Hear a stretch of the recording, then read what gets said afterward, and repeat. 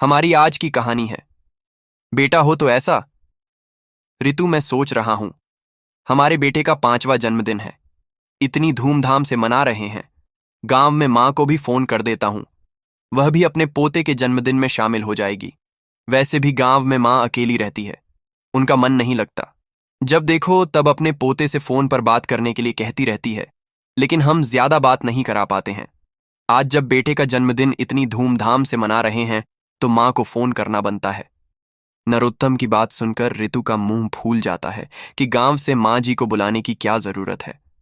हम शिवा की बात मां जी से फोन पर करा देंगे। कैसी बातें कर रही हो ऋतु? जब हम सबको बेटे के जन्मदिन की पार्टी में बुला रहे हैं तो क्या अपनी मां को नहीं बुलाऊंगा? नरोत्तम ऋतु की बात नहीं सुनता है और गांव में अपनी मां शारदा जी को फोन कर देता है। बेटे का फोन देखकर खुशी खुशी शारदा जी फोन उठाते हुए कहती हैं, बेटा तू कैसा है? बहुत दिनों बाद याद किया, कब से तेरे फोन का इंतजार कर रही थी। कल मैंने फोन भी किया था लेकिन बहू ने फोन उठाया था। कह रही थी कि तुम तो किसी काम में व्यस्त हो, इसलिए बात नहीं कर सकते। अच्छा मां, तुमने फोन किया था, मुझे तो पता ही नहीं चला और ना ही ऋतु ने मुझे बताया। शारदा जी समझ गई कि बहू बताना भूल गई होगी। बेटा 2 दिन बाद पोते का जन्मदिन आ रहा है। एक बार जन्मदिन गांव में आकर मेरे पास भी मना लो। मुझे भी धूमधाम से अपने पोते के जन्मदिन को मनाने का शौक है। मेरे पड़ोस में तिवारी जी की पत्नी ने अपने पोते का जन्मदिन बड़े ही धूमधाम से मनाया है। सबको बुलाया था। मेरा भी मन करता है ये सब करने का। ऋतु नरोत्तम के पास ही खड़ी थी। शारदा जी की बात सुन लेती है और कहती हैं, हाँ हाँ, गांव में रखा क्या है जन्मदिन मनाने के लिए? मोहल्ले की 4 औरतों को बुलाकर ढोलकी बजा लोगी और टीका कर दोगी, हो गया जन्मदिन। तुम क्या जानो आजकल के बच्चों के जन्मदिन कैसे मनाए जाते हैं? नरोत्तम नाराज होते हुए कहता है, मां, मुझसे बात कर रही है, तुमसे नहीं, तो तुम्हें बीच में बात करने की जरूरत नहीं है। मां, मैं यह कह रहा था कि इस बार मैं शिवा का जन्मदिन इधर ही मना रहा हूं और आपको बुलाने के लिए ही फोन किया था। आगे कभी मौका मिला तो शिवा का जन्मदिन आपके पास गांव में जरूर मनाऊंगा और आप अपनी यह इच्छा भी पूरी कर लेना। अच्छा बेटा, जन्मदिन मना रहा है, ये तो बहुत अच्छी बात है। मां, मैंने जन्मदिन की तैयारी करने के लिए 4 दिनों की छुट्टी ली है। कल सुबह के टाइम आपको लेने के लिए आऊंगा, तैयार रहना। हमारे शहर से 2-3 घंटे के रास्ते पर ही है। सुबह 10 बजे तक आ जाऊंगा और दोपहर तक आपको अपने पास भी ले आऊंगा। इतना कहकर बेटा फोन काट देता है। दूसरी तरफ शारदा जी खुशी से फूली नहीं समा रही है। बेटे बहू ने पोते के जन्मदिन में मुझे बुलाया है। खुशी के मारे जल्दी जल्दी काम में हाथ चल रहे हैं। आज शारदा जी के सारे काम शताब्दी एक्सप्रेस की तरह हो रहे हैं। वैसे तो हमेशा घुटनों में दर्द रहता था, लेकिन आज उन्हें दर्द का एहसास ना हुआ। सारे काम फटाफट कर लिए। झट से कढ़ाई चढ़ाकर अपने पोते शिवा के लिए बेसन के लड्डू बनाने लगी, क्योंकि पिछली बार जब शिवा घर आया था तो उसे बेसन के लड्डू बहुत पसंद आए थे। पूरे दिन दादी बेसन के लड्डू दे दो कहता घूमता था। दूसरे दिन सुबह सुबह ही नरोत्तम अपनी मां को लेने के लिए आ गया।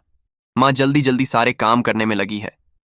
मां की खुशी देखकर नरोत्तम कहता है, मां, आपको मेरे पास आने की इतनी खुशी होती है तो फिर मेरे साथ हमेशा के लिए क्यों नहीं चलती हो? कितनी बार मैंने कहा है, लेकिन हर बार मना कर देती हो। बेटे की बात सुनकर शारदा जी सोचने लगती है कि बेटा, तुम तो चाहते हो कि तुम्हारी मां तुम्हारे साथ ही रहे, लेकिन बहू नहीं चाहती कि मैं तुम दोनों के साथ रहूं। पिछली बार जब तुम दोनों घर आए थे और मुझे अपने साथ चलने के लिए कहा था, तो बहू ने मेरी वजह से तुमसे कितना झगड़ा किया था, और फिर मैं नहीं चाहती कि मेरी वजह से बहू बेटे में झगड़ा हो। मां क्या सोचने लगी? कुछ नहीं बेटा, जब तक मेरे हाथ पैर चल रहे थे तब तक गांव में ही रहूंगी, और जिस दिन हाथ पैर नहीं चलेंगे उस दिन तो तुम खुद ही मुझे अपने साथ शहर ले जाओगे। इतना तो मुझे अपने बेटे बहू पर भरोसा है। नरोत्तम, मैं अपने पोते के लिए कुछ उपहार नहीं ले पाई हूं। तुम शहर में मुझे बाजार ले चलना। गांव में तो कुछ ढंग का मिलता नहीं है। अगर इधर छोटी मोटी दुकान से कुछ ले भी लूंगी तो पता नहीं बहू को पसंद आएगा या नहीं। ठीक है मां, तुम इधर से कुछ मत खरीदो, मेरे साथ शहर चलना। एक दिन आपको बाजार ले चलूंगा, फिर जो अपने पोते के लिए लेना है ले लेना। इसके बाद नरोत्तम मां को लेकर शहर के लिए चल पड़ता है।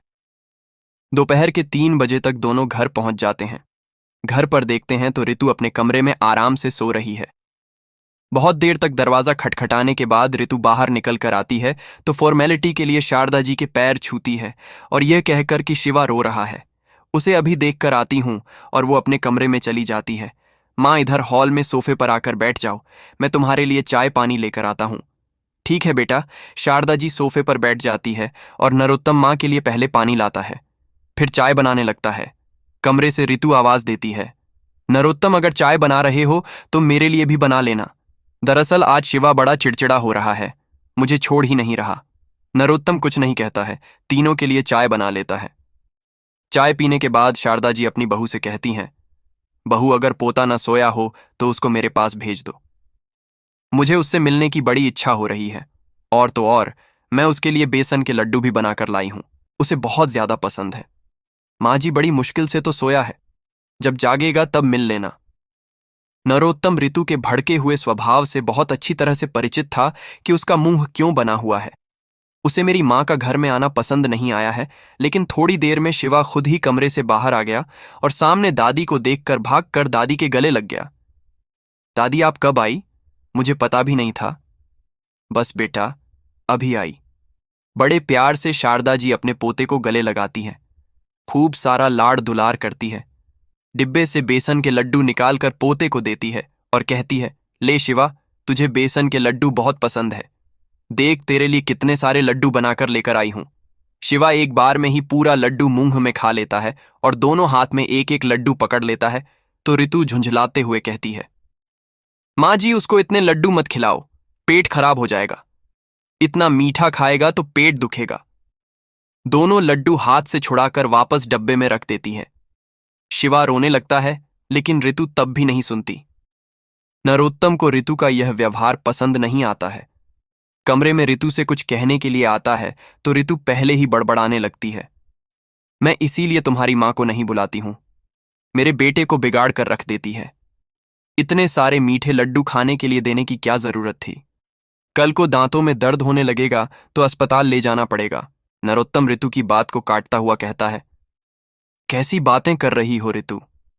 मां के घर के बने हुए देसी घी के लड्डू खाने से शिवा के दांत दर्द होने लगे, लेकिन तुम जो सुबह शाम उसे चॉकलेट खिलाती हो, उससे कुछ नहीं होता क्या? सच बताऊं तो दांत चॉकलेट खाने से खराब होते हैं, न कि लड्डू से। तुम्हें तो बस मूड खराब करने का मौका चाहिए। मां को भूख लग रही है, हम दोनों के लिए खाना परोस दो। चौंकते हुए ऋतु कहती है, क्या तुम लोग गांव से खाना खाकर नहीं आए हो? मैंने तो अपना और शिवा का खाना बनाया था, तुम लोगों का खाना नहीं बनाया था। मुझे लगा तुम दोनों गांव से खाकर आओगे। ऋतु, इतना तो तुम्हें समझना चाहिए कि मां को गांव से मैं 12 बजे लेकर निकला था। अगर मां खाना बनाने लगती तो हमें आते आते रात हो जाती। तुम्हारे आलस की भी हद होती है। जरा सा भी कॉमन सेंस नहीं है कि जब हम लोग गांव से आएंगे तो खाना खाएंगे ही। सिर्फ अपने आलस की वजह से तुमने खाना नहीं बनाया। ये बात सुनते ही ऋतु भड़क जाती है। हाँ हाँ, अब तो तुम्हारी मां आ गई है, तो अब तुम मुझसे रोज ही किसी न किसी बात को लेकर झगड़ा करोगे। बहू की आवाज सुनकर शारदा जी आवाज देते हुए कहती हैं, अरे बेटा, मुझे भूख नहीं है। वैसे भी मेरा पेट 2 दिन से कुछ ठीक नहीं था। मैं खाना नहीं खाऊंगी। सुबह नाश्ता भी बहुत भारी कर लिया था। थोड़ा बहुत बेसन का लड्डू खा लूंगी और पानी पी लूंगी। अब सीधा रात को ही खाना खाऊंगी। कहीं बहू बेटे में बात न बढ़ जाए, इसलिए शारदा जी खाना खाने से इनकार कर देती है। दूसरे दिन ऋतु नरोत्तम से कहती है कि आज मुझे बाजार ले चलो, कुछ शॉपिंग करनी है। नरोत्तम खुशी खुशी कहता है, ठीक है ऋतु, तुम तैयार हो जाओ। वैसे भी हफ्ते भर से ऑफिस में बहुत ज्यादा व्यस्त था, तो जन्मदिन की कुछ भी तैयारी नहीं हो पाई है। हालांकि सबको इनवाइट तो कर दिया है, लेकिन हमारी तैयारी अभी अधूरी है। हमने जो होटल पार्टी के लिए बुक किया था, एक बार उसका मेन्यू भी डिसाइड कराएंगे और तुम्हें जो भी शॉपिंग करनी है कर लेना। माँ जी, मैंने सुबह नाश्ता तो बना लिया था, दोपहर का खाना तुम बना लेना। मेरा तो पूरा दिन आज शॉपिंग में ही निकल जाएगा। ठीक है बहू, तुम चिंता मत करो, जाओ आराम से अपनी तैयारी कर लो। अब तो घर पर मैं आ गई हूं, मैं सारा संभाल लूंगी। जब बहू बेटे शॉपिंग के लिए निकलने लगते हैं, तभी शारदा जी को याद आता है कि उन्हें भी तो अपने पोते के लिए उपहार लेना है। तो वह बेटे से कहती है, बेटा, मुझे भी शिवा के लिए कुछ लेना था। यह सुनकर बहू तुनकते हुए कहती है, हाँ हाँ माँ जी, तो पैसे दे दीजिए, हम बाजार से उसकी पसंद का सामान ले आएंगे। आपको हमारे साथ आने की क्या जरूरत है? बेटा, मैंने साथ आने की बात तो कही भी नहीं है। ठीक है, वैसे भी मुझे शिवा के लिए ही गिफ्ट लेना था। अगर तुम उसकी पसंद का ले आती हो तो मैं तुम्हें पैसे दे देती हूँ। इससे अच्छी और क्या बात होगी? पर माँ, तुमने तो कहा था कि तुम शिवा के लिए गिफ्ट लेने चलोगी। घर में बात न बढ़े इसलिए शारदा जी कहती हैं, अरे बेटा, बहू अगर अपनी पसंद से ले आएगी तो और भी अच्छा रहेगा। इतना कहकर शारदा जी बहू के हाथ में 2,000 थमा देती है। अगले दिन ही शिवा का जन्मदिन है। धूमधाम से शिवा के जन्मदिन की तैयारी चल रही है। पूरे आंगन में शिवा भी धमाल चौकड़ी मचाते हुए घूम रहा है। कभी दादी की गोदी में बैठता है तो कभी पापा के कंधों पर चढ़ जाता है। नरोत्तम ने अपने ऑफिस के सभी लोगों को बुलाया है। सारे रिश्तेदार भी आए हैं। साथ ही रीतू के मायके से सभी लोग आए हैं। शाम होते होते सभी लोगों का आना भी शुरू हो गया। शारदा जी हॉल में जाने के लिए तैयार थीं। तभी अचानक से दौड़ता हुआ शिवा आया और उनके कपड़ों पर कोल्ड ड्रिंक गिरा देता है, जिससे शारदा जी की सारी साड़ी चिपचिपी हो जाती है। लाइट कलर की साड़ी थी, कोल्ड ड्रिंक के दाग उसमें जगह जगह दिख रहे थे। पानी से धुलने के बाद भी वह दाग नहीं जा रहे थे। शारदा अभी बहू के पास जाती है और कहती है, बेटा, मेरी पूरी साड़ी गंदी हो गई है।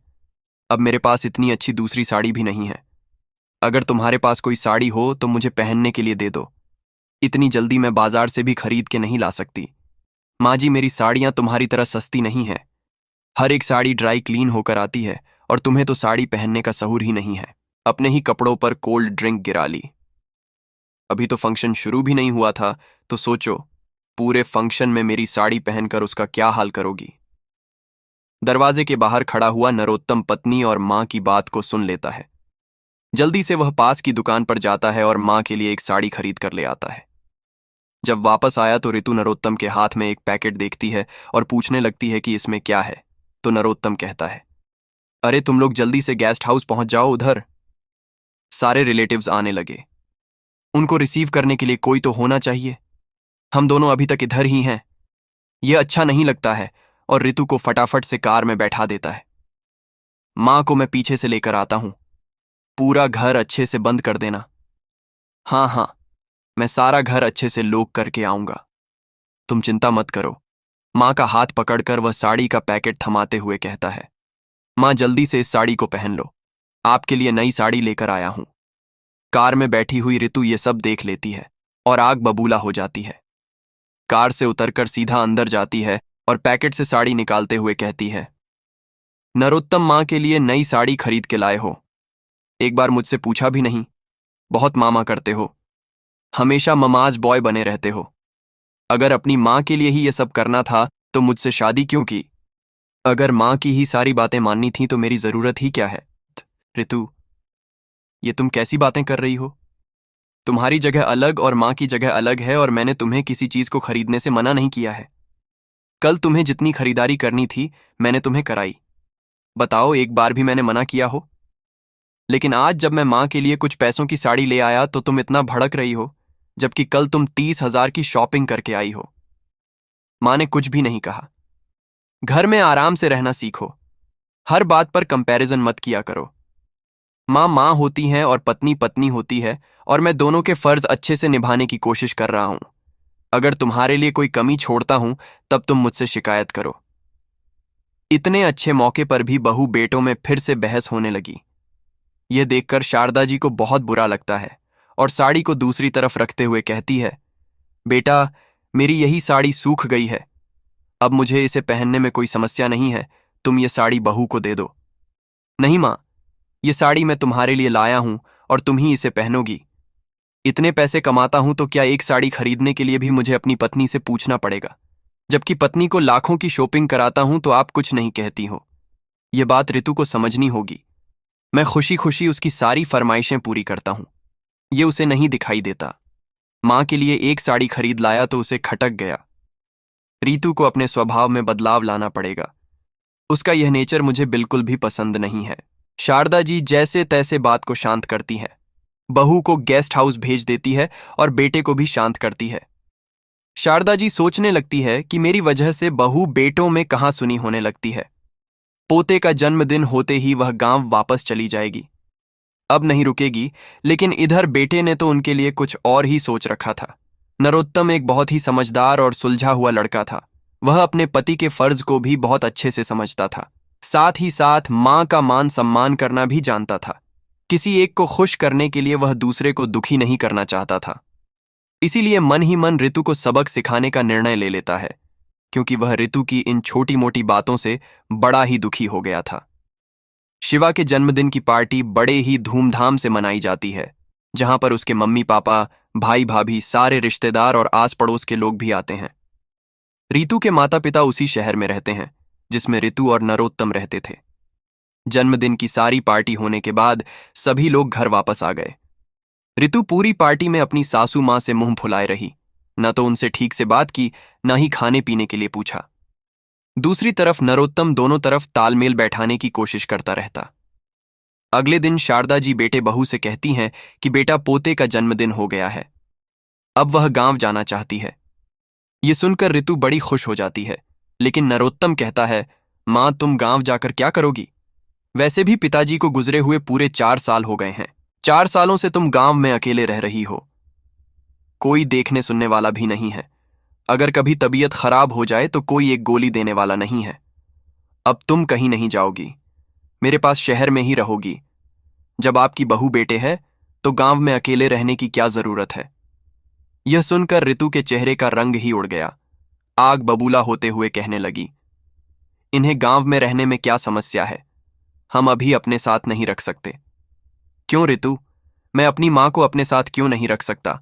और तुम्हें मेरी माँ से समस्या ही क्या है? जबकि जब वह घर में रहती है तो तुम्हारे कितने कामों में सहायता करा देती है। तुम फ्री होकर कहीं आ जा सकती हो।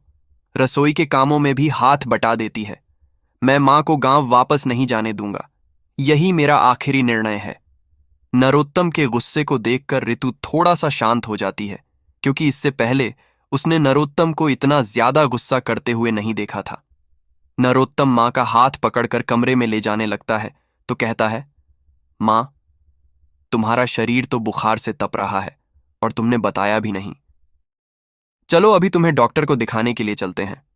अरे नहीं बेटा, डॉक्टर को दिखाने की जरूरत नहीं है। मैंने बुखार की दवाई खा ली थी, रात में उसका असर हो गया था। अभी सुबह नाश्ता करके फिर से दवाई खा लूंगी तो ठीक हो जाएगा। इतना कहकर शारदा जी कमरे में आराम करने के लिए चली गई। इधर नरोत्तम भी अपने ऑफिस चला गया। शाम को नरोत्तम जब ऑफिस से वापस आया तो देखा ऋतु सज धज कर कहीं जाने के लिए तैयार बैठी है। अरे ऋतु, कहीं जा रही हो क्या? हाँ, आज मेरी मम्मी ने हम दोनों को डिनर पर बुलाया है। तुम भी जल्दी से हाथ मुंह धोकर कपड़े चेंज कर लो। 15-20 मिनट में निकलते हैं। ऋतु अपनी माँ के इधर तुम चली जाओ, मैं नहीं जा सकता। तो गुर्राते हुए ऋतु कहती है, क्यों? तुम क्यों नहीं जा सकते? ऋतु, माँ की तबीयत ठीक नहीं है, मैं उनको अकेले छोड़कर नहीं जा सकता। माँ जी को थोड़ा सा बुखार ही तो है, और बुढ़ापे में तो थोड़ी बहुत तबीयत तो ऊपर नीचे लगी रहती है। बुढ़ापे में ये सब चलता रहता है। तुम सिर्फ अपनी माँ की सोच रहे हो, और मेरी माँ का क्या, जिन्होंने मुझे फोन करके खाने के लिए इनवाइट किया है। ऋतु, माँ का फोन तुम्हारे पास आया है, मेरे पास नहीं, और मुझे तो इसके बारे में कुछ पता भी नहीं था। तुम्हें अगर जाना है तो चली जाओ, मैं मना नहीं करूंगा, लेकिन मैं माँ को इस हाल में छोड़कर कहीं नहीं जाऊंगा। इतना कहकर वह माँ के कमरे में उनका हालचाल पूछने के लिए चला जाता है। ऋतु तो सुबह की भड़की हुई बैठी थी।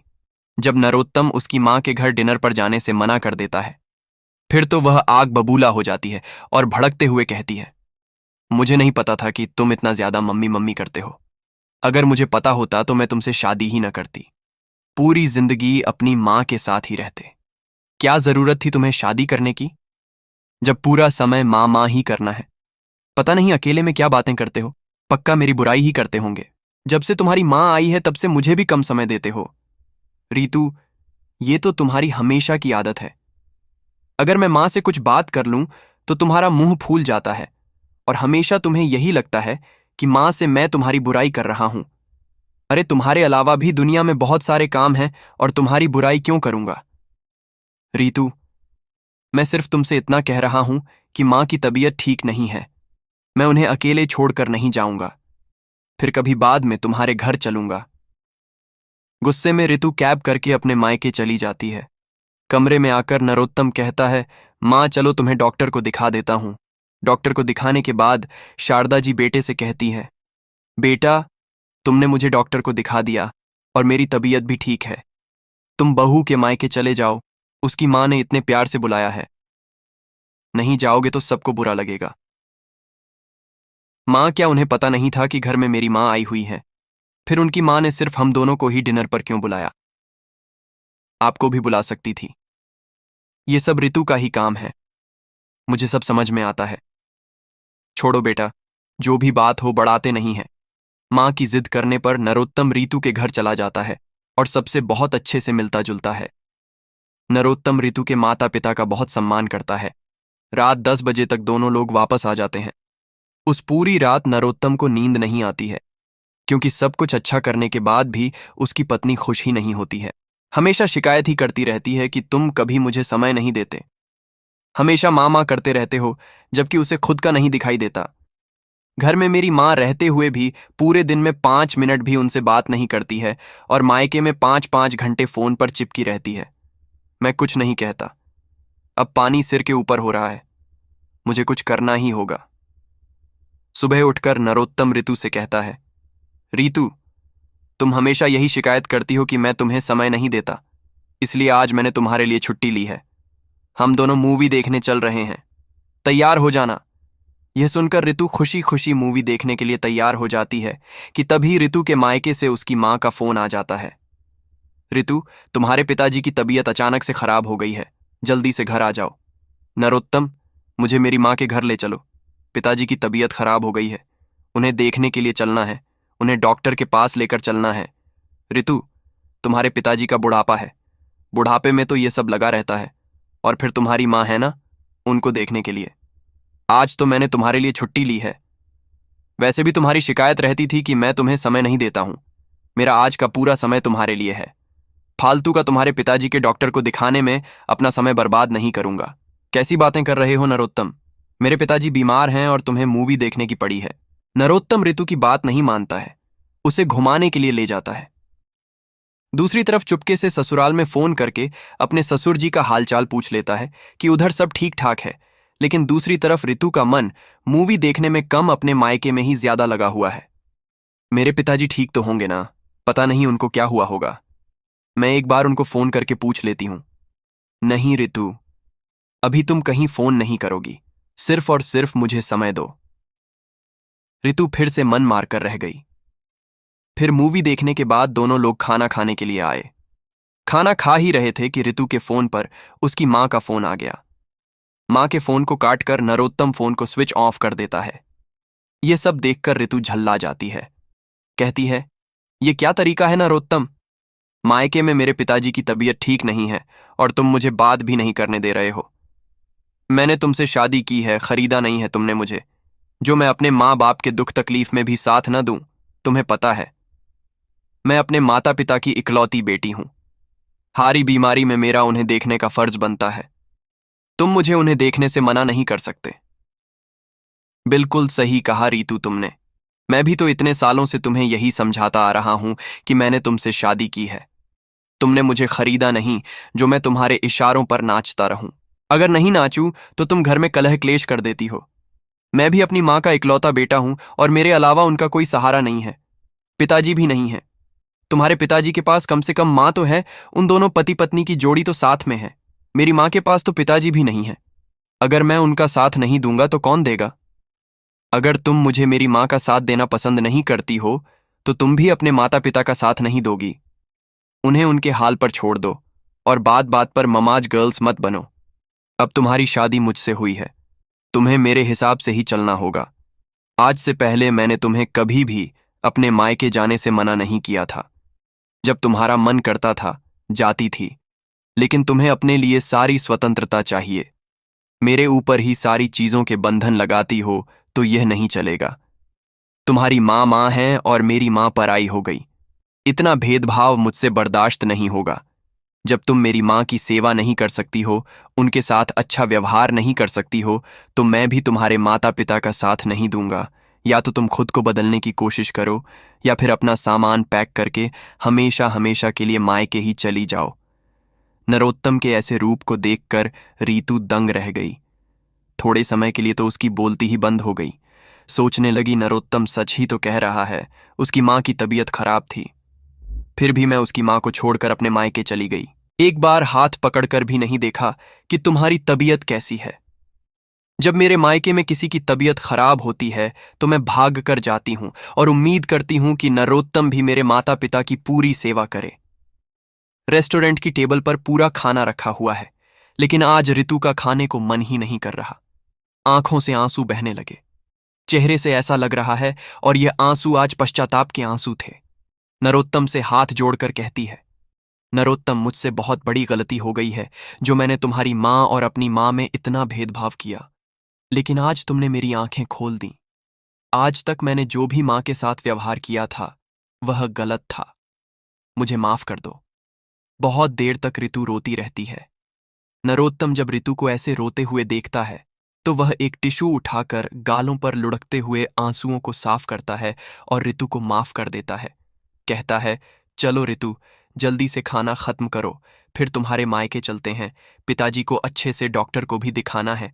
ये सुनकर ऋतु फटाफट से खाना खत्म करती है और अपने मायके के लिए निकल जाती है। मायके में देखती है कि नरोत्तम कितने प्यार से उसके पिताजी का हाथ पकड़कर डॉक्टर के पास ले जा रहा है, उनकी पूरी देखभाल कर रहा है। कभी दवाई लेने के लिए भागता है तो कभी पिताजी के सर को सहलाता है। यह सब देखकर फिर से ऋतु की आंखों में आंसू आ गए कि मैं कितनी पागल थी, कितना भेदभाव करती थी। नरोत्तम ने कभी भी मेरे माँ बाप के साथ भेदभाव नहीं किया। हमेशा मुझे भी खुश रखने की कोशिश की है, लेकिन मैंने ही उसे समझने में देरी कर दी। थोड़ी देर में ऋतु नरोत्तम से कहती है, अब पिताजी ठीक हैं, चलो हम घर चलते हैं। ऋतु, अगर तुम अपने माता पिता के पास रुकना चाहती हो तो रुक जाओ, मैं माँ के पास अकेला ही चला जाऊंगा। नहीं नरोत्तम, पिताजी की तबीयत अब ठीक है और उनके साथ माँ है, मैं तुम्हारे साथ घर चलूंगी। रास्ते में एक फल का ठेला देखकर ऋतु कहती है, रुको, मैं माँ के लिए कुछ फल खरीद कर लाती हूँ, उनकी तबीयत ठीक नहीं है। ये देखकर नरोत्तम को बड़ी खुशी होती है। जैसे ही ऋतु घर आई, सीधा शारदा जी के कमरे में गई। शारदा जी पोते को अपने साथ लिटा के उसे कहानी सुना रही थी, उसके सर पर हाथ घुमा रही थी। ये सब देख ऋतु की आंख भर आई। बड़े ही प्यार से ऋतु कहती है, माँ जी, अब आपकी तबीयत कैसी है? आपने सुबह से कुछ नहीं खाया था। ये लो, मैं आपके लिए फल लेकर आई हूं, कुछ फल खा लो, आपको आराम मिलेगा। अपनी सास का हाथ पकड़कर उसका बुखार भी देखती है। अब तो माँ का बुखार ठीक है। बहू के बदले हुए व्यवहार को देखकर शारदा जी दंग है। बेटे की तरफ आश्चर्य से देखती है तो बेटा मुस्कुराता हुआ कहता है, माँ, आज से तुम्हें अपनी बहू का यही रूप देखने को मिलेगा और अब तुम मेरे पास ही रहोगी। अब मैं आपको कहीं नहीं जाने दूंगा, आप मेरे साथ इधर शहर में ही रहेंगे। आपसे मुझे कितना आराम मिलता है। देखा नहीं, हम दोनों आराम से मूवी देखने चले गए और शिवा को पूरे दिन के लिए आपके पास छोड़ गए। कितने प्यार से आपने शिवा को रखा है और अपने की के लिए ऋतु शारदा जी से माफी मांगती है। आज शारदा जी अपनी बहू के बदले हुए व्यवहार को देखकर बहुत खुश हैं और वह खुशी से बहू को माफ कर देती है। बेटे से पूछती है कि बहू को ऐसी कौन सी घुट्टी पिला दी है जिससे उसका हृदय परिवर्तन हो गया है। क्यों मां, आपको बहू का बदला हुआ रूप पसंद नहीं आया क्या? अरे नहीं बेटा, मैं तो हमेशा से यही चाहती थी कि मेरी बहू इतनी ही समझदार हो जाए, और मुझे क्या चाहिए। बस मां, ये समझ लो, आज मैंने उसे सच्चाई का आईना दिखा दिया है जिसमें उसे उसकी कमियां नजर आ गईं। आज से घर में सब कुछ ठीक रहेगा। सभी लोग घर में बहुत अच्छे से रहने लगते हैं। ऋतु भी अब अपनी सास का खूब अच्छे से ख्याल रखती है। बहू बेटे भी खूब लाड़ प्यार से रहते हैं। तो दोस्तों, घर का बेटा होना आसान काम नहीं होता है, क्योंकि शादी के बाद उसे हर एक बात नाप तौल कर बोलनी पड़ती है। कहीं माँ नाराज ना हो जाए या कहीं पत्नी नाराज ना हो जाए, और अगर घर का बेटा चाहे तो घर के माहौल को बहुत अच्छे से बनाकर रख सकता है। बेटे को भी यह समझदारी दिखानी चाहिए कि उसे एक तरफा नहीं होना चाहिए। ना तो माँ की तरफ अधिक झुकाव होना चाहिए और ना ही पत्नी की तरफ। उसे दोनों की बात सुननी चाहिए और तालमेल बनाकर चलना चाहिए। इससे घर में माँ और पत्नी दोनों ही खुश रहते हैं। तो दोस्तों, इस कहानी को लेकर आपकी क्या राय है, कमेंट बॉक्स में ज़रूर बताएं। और अगर कहानी अच्छी लगी हो तो प्लीज़ इसे लाइक करें, शेयर करें और चैनल को सब्सक्राइब ज़रूर करें। मिलते हैं किसी नई कहानी के साथ अगली वीडियो में। धन्यवाद।